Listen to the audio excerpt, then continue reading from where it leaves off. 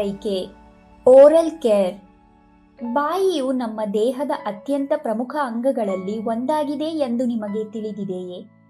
ಅದರ ಬಗ್ಗೆ ಸರಿಯಾದ ಕಾಳಜಿ ವಹಿಸುವುದು ಬಹಳ ಮುಖ್ಯ.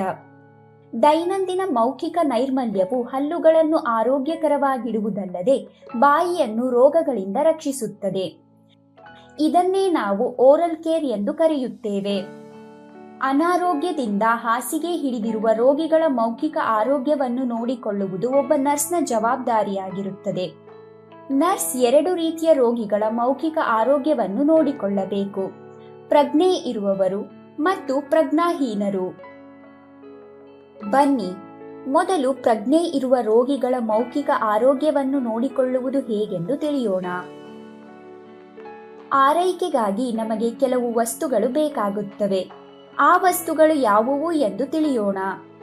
ಕಿಡ್ನಿ ಟ್ರೇ, ಮುಖವನ್ನು ಸ್ವಚ್ಛಗೊಳಿಸಲು ಟವೆಲ್ ಅಥವಾ ಕರವಸ್ತ್ರ, ಟೂತ್ ಬ್ರಷ್, ಟೂತ್ ಪೇಸ್ಟ್, ನೀರು, ಫೀಡಿಂಗ್ ಕಪ್, ಗ್ಲೌಸ್. ಈಗ ಮೌಖಿಕ ಆರೈಕೆ ಅಥವಾ ಓರಲ್ ಕೇರ್ ಪ್ರಕ್ರಿಯೆಯನ್ನು ಹೇಗೆ ಮಾಡಲಾಗುತ್ತದೆ ಎಂದು ತಿಳಿಯೋಣ. ಮೊದಲು ರೋಗಿಯ ಬಳಿಗೆ ಹೋಗಿ ಪ್ರಕ್ರಿಯೆಯನ್ನು ವಿವರಿಸಿ ಮತ್ತು ಕಾರ್ಯವಿಧಾನವನ್ನು ನಿರ್ವಹಿಸಲು ಅವರ ಒಪ್ಪಿಗೆಯನ್ನು ಕೇಳಿ. ರೋಗಿಗೆ ಗೌಪ್ಯತೆ ಅಂದರೆ ಪ್ರೈವಸಿಯನ್ನು ನೀಡಲು ಪರದೆಗಳನ್ನು ಎಳೆಯಿರಿ. ರೋಗಿಗೆ ಕುಳಿತುಕೊಳ್ಳಲು ಸಹಾಯ ಆಗುವ ಹಾಗೆ ಹಾಸಿಗೆಯನ್ನು ಮೇಲಕ್ಕೆತ್ತಿ. ರೋಗಿಗೆ ಯಾವುದೇ ತೊಂದರೆ ಅಥವಾ ಅಡ್ಡಿಯಾಗುತ್ತಿಲ್ಲ ಎಂದು ಖಚಿತಪಡಿಸಿಕೊಳ್ಳಿ. ಈಗ ನಿಮ್ಮ ಕೈಗಳನ್ನು ಚೆನ್ನಾಗಿ ತೊಳೆಯಿರಿ ಮತ್ತು ಸೋಂಕನ್ನು ತಪ್ಪಿಸಲು ನಿಗದಿತ ಮಾನದಂಡಗಳ ಪ್ರಕಾರ ಗ್ಲೌಸ್ ಧರಿಸಿ. ರೋಗಿಯ ಎದೆಯ ಮೇಲೆ ಒಂದು ಟವೆಲ್ ಇರಿಸಿ. ಇದರಿಂದ ಅವರ ಬಟ್ಟೆಗಳು ಒದ್ದೆಯಾಗುವುದಿಲ್ಲ. ರೋಗಿಗೆ ಫೀಡಿಂಗ್ ಕಪ್ನಿಂದ ನೀರು ಕೊಟ್ಟು ಬಾಯಿ ಮುಕ್ಕಳಿಸಲು ತಿಳಿಸಿ. ರೋಗಿಗೆ ಫೀಡಿಂಗ್ ಕಪ್ನಿಂದ ನೀರು ಕೊಟ್ಟು ಮತ್ತೆ ಬಾಯಿ ಮುಕ್ಕಳಿಸುವಂತೆ ಮಾಡಿ.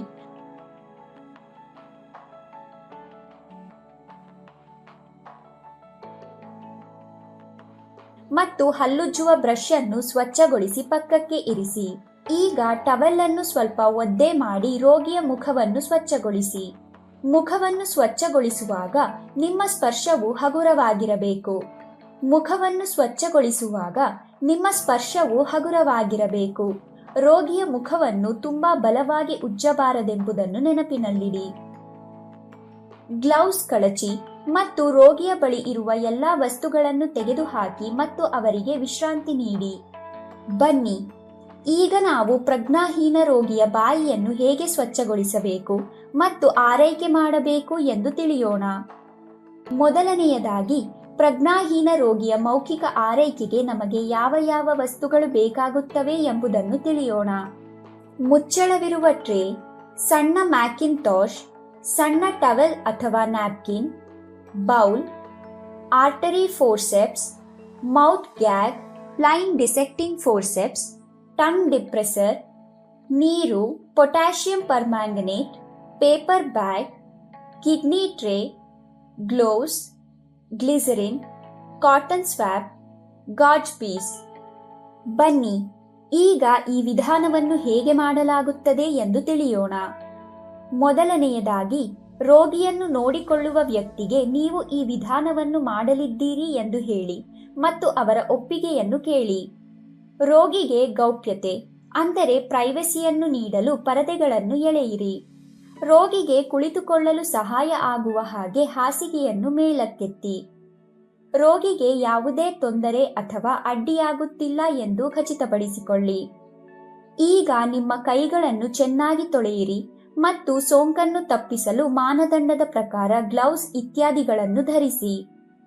ಒಂದು ಬಟ್ಟಲಿನಲ್ಲಿ ಪೊಟ್ಯಾಷಿಯಂ ಪರ್ಮ್ಯಾಂಗನೇಟ್ ಅನ್ನು ಕರಗಿಸಿಡಿ. ರೋಗಿಯ ಬಟ್ಟೆಗಳು ಒದ್ದೆಯಾಗದಂತೆ ರೋಗಿಯ ಎದೆಯ ಮೇಲೆ ಮ್ಯಾಕಿಂಟಾಶ್ ಮತ್ತು ಟವೆಲ್ ಇರಿಸಿ ಮತ್ತು ಅವರ ತೋಳಿನ ಕೆಳಗೆ ಕಿಡ್ನಿ ಟ್ರೇ ಅನ್ನು ಇರಿಸಿ. ಈಗ ಒಂದು ಗಾಜ್ ತುಂಡನ್ನು ಆರ್ಟರಿ ಫೋರ್ಸೆಪ್ಸ್ನಿಂದ ಹಿಡಿದು ಅದನ್ನು ಪ್ಲೇನ್ ಡಿಸೆಕ್ಟಿಂಗ್ ಫೋರ್ಸೆಪ್ಸ್ನ ಸಹಾಯದಿಂದ ಆರ್ಟರಿ ಫೋರ್ಸೆಪ್ಸ್ನ ಸುತ್ತಲೂ ಸುತ್ತಿಕೊಳ್ಳಿ. ಈಗ ಅದನ್ನು ಪೊಟ್ಯಾಷಿಯಂ ಪರ್ಮ್ಯಾಂಗನೇಟ್ ದ್ರಾವಣದಲ್ಲಿ ನೆನೆಸಿ. ಇದರ ನಂತರ ಪ್ಲೇನ್ ಡಿಸೆಕ್ಟಿಂಗ್ ಫೋರ್ಸೆಪ್ಸ್ಗಳ ಸಹಾಯದಿಂದ ಗಾಜ್ ತುಂಡನ್ನು ಹಿಂಡಿ. ರೋಗಿಯ ಬಾಯಿಯಲ್ಲಿ ಟಂಗ್ ಡಿಪ್ರೆಸರ್ ಅನ್ನು ಹಾಕಿ ಮತ್ತು ಅವರ ಮೇಲಿನ ಹಲ್ಲುಗಳನ್ನು ಸ್ವಚ್ಛಗೊಳಿಸಿ. ಅಗತ್ಯವಿದ್ದರೆ ಮೌತ್ ಗ್ಯಾಗ್ ಬಳಸಿ ಬಾಯಿ ತೆರೆಯಿರಿ. ಈ ಗಾಜ್ ತುಂಡನ್ನು ಕಿಡ್ನಿ ಟ್ರೇನಲ್ಲಿ ಹಾಕಿ ಮತ್ತು ಮತ್ತೊಂದು ಗಾಜ್ ತುಂಡನ್ನು ಪೊಟ್ಯಾಷಿಯಂ ಪರ್ಮ್ಯಾಂಗನೇಟ್ ದ್ರಾವಣದಲ್ಲಿ ನೆನೆಸಿ ಈ ಪ್ರಕ್ರಿಯೆಯನ್ನು ಪುನರಾವರ್ತಿಸಿ. ಇದೇ ರೀತಿ ಕೆಳಗಿನ ಹಲ್ಲುಗಳನ್ನು ಸಹ ಸ್ವಚ್ಛಗೊಳಿಸಿ. ಬಳಸಿದ ಎಲ್ಲಾ ಉಪಕರಣಗಳನ್ನು ಕಿಡ್ನಿ ಟ್ರೇನಲ್ಲಿ ಹಾಕಿ. ಸಣ್ಣ ಟವಲ್ ಅಥವಾ ಕರವಸ್ತ್ರದಿಂದ ಬಾಯಿಯನ್ನು ಸ್ವಚ್ಛಗೊಳಿಸಿ. ರೋಗಿಯ ತುಟಿಗಳು ಬಿರುಕು ಬಿಡದಂತೆ ತುಟಿಗಳ ಮೇಲೆ ಗ್ಲಿಸರಿನ್ ಹಚ್ಚಿ. ಟವೆಲ್ನಿಂದ ರೋಗಿಯ ಮುಖವನ್ನು ಮತ್ತೆ ಸ್ವಚ್ಛಗೊಳಿಸಿ. ಈ ಪ್ರಕ್ರಿಯೆಯು ಪೂರ್ಣಗೊಂಡ ನಂತರ ರೋಗಿಯ ಬಳಿ ಇರುವ ಎಲ್ಲಾ ವಸ್ತುಗಳನ್ನು ತೆಗೆದುಹಾಕಿ. ಬಳಸಿದ ಗಾಜ್ ತುಂಡುಗಳನ್ನು ಕಾಗದದ ಚೀಲದಲ್ಲಿ ಹಾಕಿ. ಕಳಚಿದ ಗ್ಲೌಸ್ ಅನ್ನು ಒಂದು ಕಸದ ಬುಟ್ಟಿಯಲ್ಲಿ ಹಾಕಿ ಮತ್ತು ಬಳಸಿದ ಎಲ್ಲಾ ಉಪಕರಣಗಳನ್ನು ಸೋಂಕುರಹಿತಗೊಳಿಸಿ, ಅಂದರೆ ಡಿಸ್ಇನ್ಫೆಕ್ಟ್ ಮಾಡಿ ಅವುಗಳನ್ನು ಮತ್ತೆ ಅವುಗಳ ಸ್ಥಳದಲ್ಲಿ ಇರಿಸಿ. ನೆನಪಿನಲ್ಲಿಡಿ, ಉಸಿರಾಡಲು ಯಾವುದೇ ತೊಂದರೆಯಾಗದಂತೆ ರೋಗಿಯನ್ನು ಆರಾಮದಾಯಕ ಸ್ಥಾನದಲ್ಲಿ ಮಲಗಿಸಿ. ಬಾಯಿಯನ್ನು ಸ್ವಚ್ಛಗೊಳಿಸಲು ನೀರನ್ನು ಬಳಸಿ. ಪ್ರಜ್ಞೆ ತಪ್ಪಿದ ರೋಗಿಯ ಬಾಯಿ ಒಣಗಬಹುದು, ಆದ್ದರಿಂದ ಅದನ್ನು ತೇವವಾಗಿಡಲು ನೀರು ಅಥವಾ ಮಾಯಿಶ್ಚರೈಸರ್ ಬಳಸಿ. ರೋಗಿಯ ಬಾಯಿಯನ್ನು ಸ್ವಚ್ಛಗೊಳಿಸಲು ಮೃದುವಾದ ಬ್ರಷ್ ಬಳಸಿ.